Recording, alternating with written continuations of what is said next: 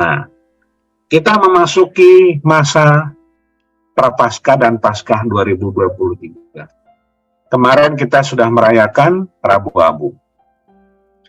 Nanti setelah sekian minggu itu ya, ada jalan salib dan sebagainya, pantang dan puasa, yang wajib memang hanya dua, Rabu Abu dan Jumat Agung. Tetapi bahwa keseluruhan sampai Jumat Agung itu, kita sebenarnya punya kesempatan, dan disitulah silih atas dosa-dosa kita, itu kita jalankan. Apa? Mengikuti jalan salib pasti. Puasa ada waktunya. Mau dijalankan semuanya sepanjang itu lebih baik. Tetapi tidak usah memaksakan diri. Yang penting kesehatan tetap terjaga. Romo Harinal kemarin juga menyampaikan hal yang sama. Kemudian nanti pada waktunya kita memasuki Minggu Palma. Ya, Minggu Palma ini situasi yang sukacita. Mengapa? Ada hosana di situ. Ada kegembiraan, ada sukacita Yesus masuk kota Yerusalem. Ya. Lalu kemudian kita memasuki 3 hari menjelang Kamis Putih itu disebut di situ doa puasa. Karena memang pada saat itu kita mau mencoba menghayati bagaimana masuk dalam situasi yang lebih hening, bisa masuk dalam situasi yang meskipun itu masih hari kerja begitu ya. Biasanya kita di 3 hari itu situasi aktivitas kalau orang-orang yang masih bekerja, mungkin ada di antara Anda sekalian, kita sekalian, ya paroki juga masih ada aktivitas. Lalu kemudian baru kita masuk di Kamis Putih. Lalu kalau doanya, doa puasa apa? Doa puasa itu bebas. Kalau di Katolik mohonkan rahmat dan sebagainya, Bapa kami dan Salam Maria, Rosario dan sebagainya, itu pasti banyak mendukung. Lalu masuk di Kamis Putih, kita tahu disitulah apa yang mau dikatakan, pelayanan, ya, karena nanti ada upacara pembasuhan kaki, teladan kerendahan hati. Kerendahan hati sama seperti Yesus. Lalu mulailah peristiwa kedukaan itu ya, menjelang Jumat Agung. Dan Jumat Agung itu puncaknya. Disitulah penderitaan itu begitu nyata untuk Tuhan. Dan untuk manusia, justru itulah proses yang paling mendalam persatuan Allah dengan manusia. Kok Tuhan itu mau mengalami penderitaan manusia, bahkan memeluk gitu ya. Kalau saya bahasakan tadi, memeluk salib, memeluk penderitaan itu, sama seperti Padre Pio yang memeluk penderitaan dengan luka Yesus itu. Ini sesuatu yang apa ya? Kita habis kamus, habis kata, vocab habis. Kita hanya bisa mengatakan begitu luar biasanya cinta Allah itu, dan itulah yang tercurah bagi kita dalam Jumat Agung. Mungkin kata-kata dari apa yang di situ bacaan, lalu pasio ya, kemudian juga doa umat yang panjang itu, kalau bisa diikuti dengan baik, itu akan terasa sangat menyentuh ya. Apalagi biasanya ya saya nggak tahu, tetapi orang selalu mengatakan Jumat Agung itu jam 3 siang atau jam 3 menjelang sore gitu, selalu ada peristiwa yang sepertinya semesta ikut itu ya terjadi gitu ya. Entahlah mendung, gelap dan sebagainya, tapi sesudahnya lalu hilang. Saya beberapa kali menemukan situasi yang demikian, dan itu tidak bisa kita bandingkan dengan apapun. Lalu kemudian kita masuk di Sabtu Sunyi. merenungkan kasih Allah itu, dan menjelang malam Paskah, peristiwa cahaya dan sebagainya, biasanya ada baptisan, lalu kemudian baru kita merayakan Fajar Minggu Paskah itu dalam sukacita yang lain pasti. Karena apa? Kalau kita kemarin bulan Desember merayakan Natal memang itu sesuatu yang luar biasa juga. Allah hadir sebagai manusia rupanya dalam rupa Yesus. Tetapi kemanusiaan artinya sama dengan kita. Tetapi bahwa ada kebangkitan Minggu Paskah itu sesuatu yang istimewa dari Yesus yang tidak bisa kita tandingi. Dan memang kita tidak mungkin menandingi Yesus ya. Dan dari situlah Minggu Paskah ini menjadi tonggak sejarah manusia dan Allah dipersatukan ya. Luar biasa sekali Minggu Paskah kemuliaan ini. Dan kalau menurut para penafsir kitab suci, yang duluan ada itu sebenarnya kisah Minggu Paskah ini. Ya.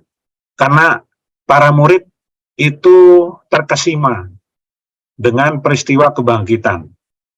Ya. Peristiwa kebangkitan itu yang membekas dalam diri para murid, dan ya yang 12 maupun yang 70 yang merasul kemana-mana dan sebagainya. Dan itulah yang akhirnya dituliskan ya, terdokumentasi. Saya membayangkan 100 tahun, 200 tahun, 300 tahun, 3 abad kurang lebih. Dan itu baru terdokumentasi.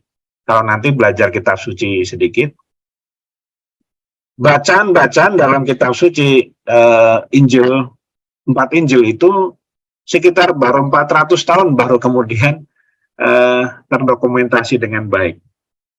Kalau itu hanya tulisan manusia, saya tidak begitu yakin bahwa itu bisa akan terjamin sampai sekarang. Ya. Saya tidak jamin. Tetapi karena itu memang peran penulis suci, Roh Kudus dan sebagainya, sampai sekarang kalau kita membaca kitab suci, kok selalu ada yang nyangkut gitu ya. Di hati kita selalu ada yang nyangkut. Dan peristiwa kebangkitan itu luar biasa untuk saya. Dan dari situlah kita baru bisa mengurut ya, mengurut ke depan sampai pada saat kelahiran Yesus. Jadi harusnya memang dibalik membaca itu. Kenapa? Karena peristiwa kebangkitan itu yang mempersatukan kita. Kalau tidak peristiwa kebangkitan, kita tidak akan bertemu malam ini. Kita tidak akan menerima pembaptisan. Karena memang disitulah puncaknya. Lalu peristiwa kebangkitan Paskah itu masih berproses dengan kenaikan Yesus dan Pentakosta. Turunnya Roh Kudus, ya, penghibur, pemberi peneguhan. Kalau tidak ada proses ini, memang para rasul, para murid itu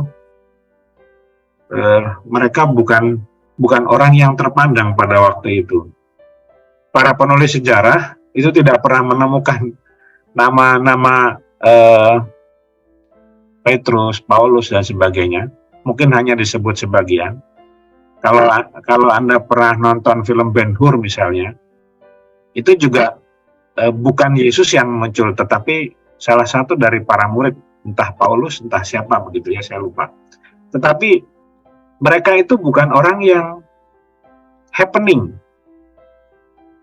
bukan orang yang hebat dan bisa diketahui publik. Sekarang, kalau sekarang ya mungkin artis atau siapa, tetapi bukan orang-orang yang tiba-tiba siapa ini gitu ya.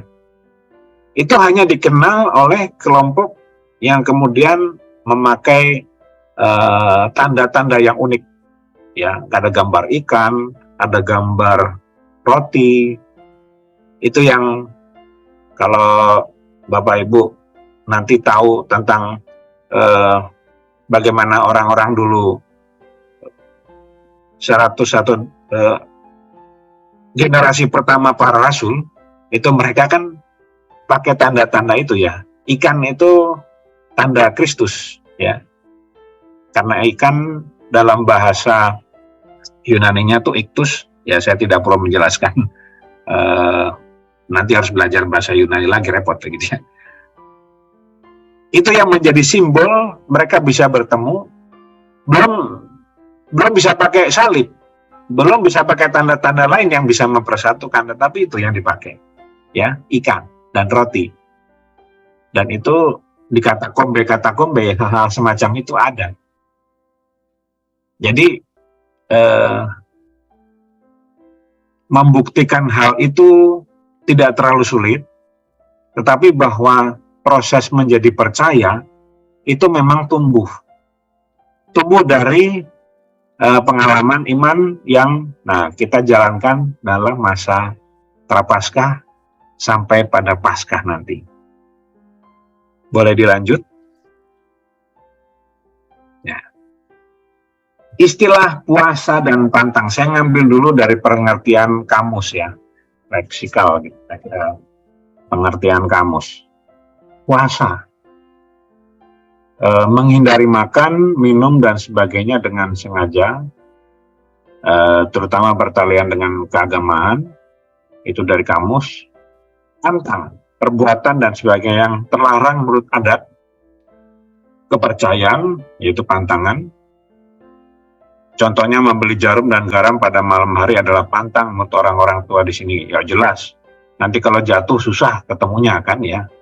Itu pantang yang mungkin kurang punya dasar. Minum minuman keras adalah pantang, ya jelas. Itu akan mengganggu, merusak kesehatan, lever dan sebagainya, gangguannya. Juga bagi umat beragama.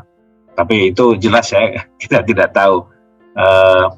Karena ini sangat dipengaruhi, kamus ini muncul di negara mana, dipengaruhi apa gitu ya. Makanan, minuman, dan sebagainya yang terlarang bagi penderita suatu penyakit, makanan atau minuman dan sebagainya sengaja dihindari, pantangan. Daging kambing dan buah durian, pantangan bagi penderita penyakit tekanan darah tinggi, katanya demikian. Makanan berasal dari pihak yang bernyawa, pantangan bagi seorang vegetaris, ya. Ya, itu mereka yang punya niat tertentu ya. Berpantang, ia masih dalam masa berpantang, mungkin setelah operasi dan sebagainya biasanya orang tidak boleh langsung atau baru perbaikan gigi misalnya, itu juga tidak boleh langsung makan sesuatu yang keras atau yang panas atau yang dingin, akan mempengaruhi. Jadi semua pengertian kamus ini sangat bias, sangat dipengaruhi pengertian agama tertentu. Nah, sekarang bagaimana menurut Katolik?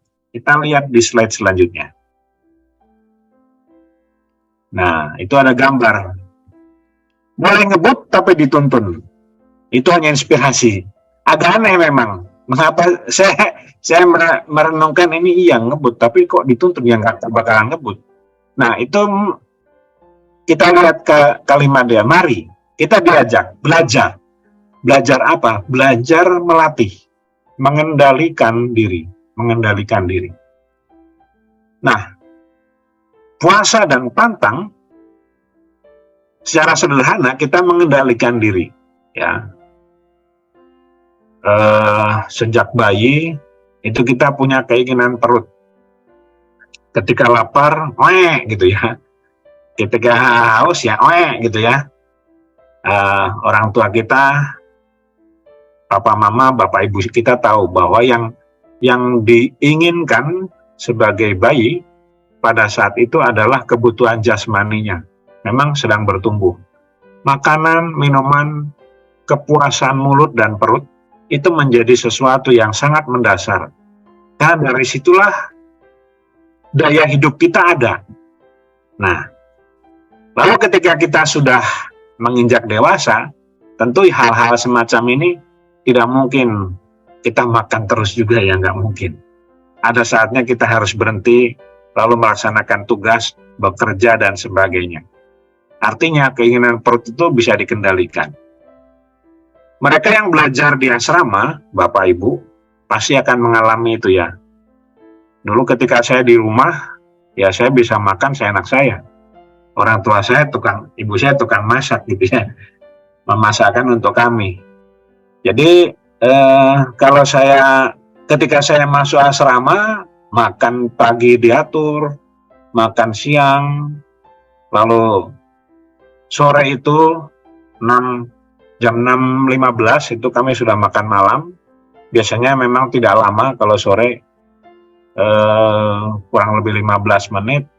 Setengah 7 itu kami sudah siap-siap untuk belajar malam. Kalau yang lain masih cuci piring gitu ya, di asrama seperti itu, cuci piring dan sebagainya, bebersih di ruang makan. Kami yang lain boleh menonton televisi itu. Pada waktu itu televisi itu ada yang hanya ada TVRI dan bahasa Inggris. We join channel 6 gitu ya, di TVRI. Kalau yang generasi tahun 90-an mungkin tahu.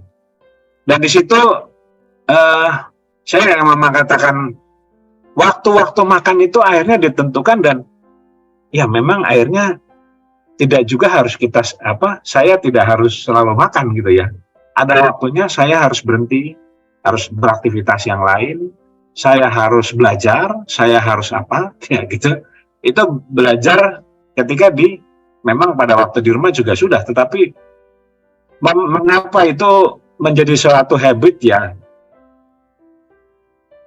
Asrama itu mempengaruhi banyak, mengatur hidup saya.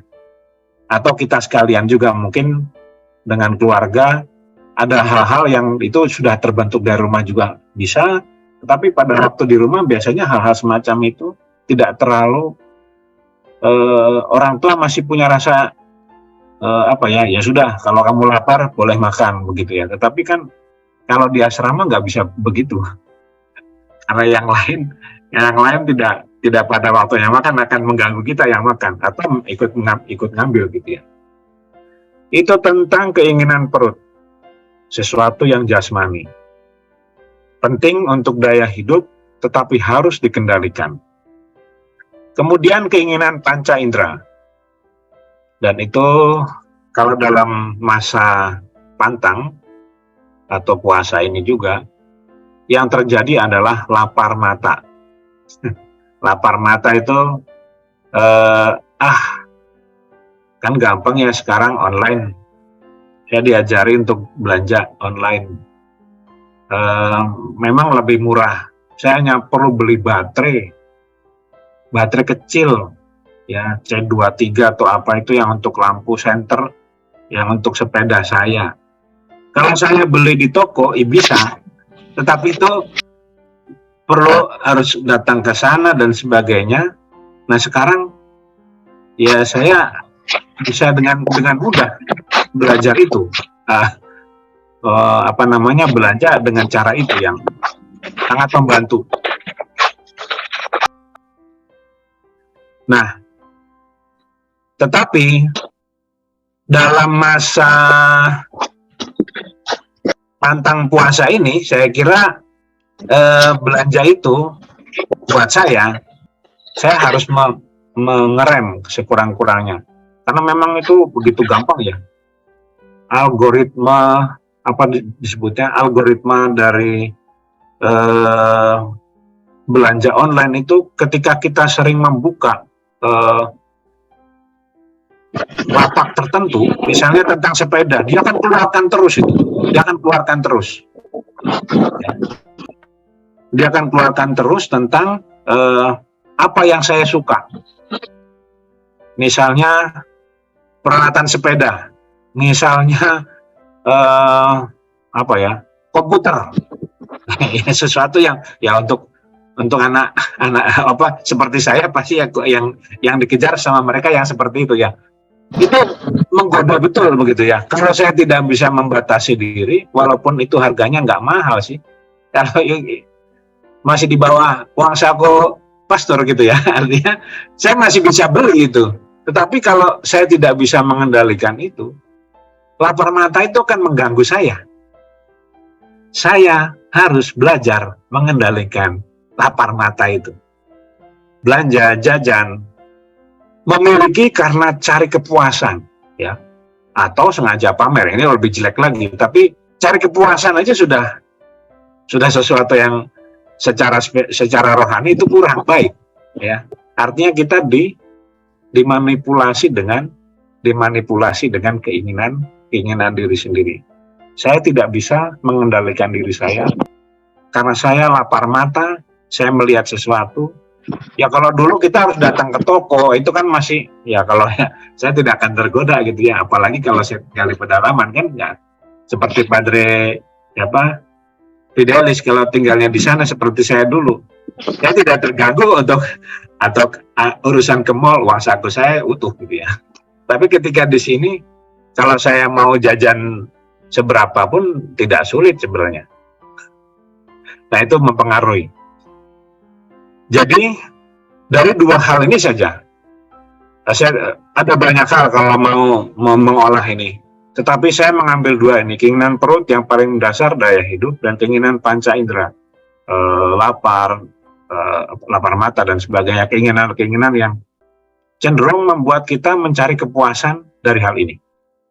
Nah caranya, kita diajak untuk kreatif mencari alternatif, menghindari, ya mungkin itu yang paling bisa ya, menghindari keinginan yang sekedar cari kepuasan. Artinya kita harus punya rem, bisa menghentikan, ya. Gimana caranya? Nah itu harus kembali diri sendiri. Kalau kita lebih gampang untuk dikendalikan, kita lebih gampang untuk terbawa, terjebak, tergoda dan terjebak begitu dalam hal ini, yaitu artinya kita belajar. Mari kita belajar supaya keinginan yang mencari kepuasan itu bisa direm.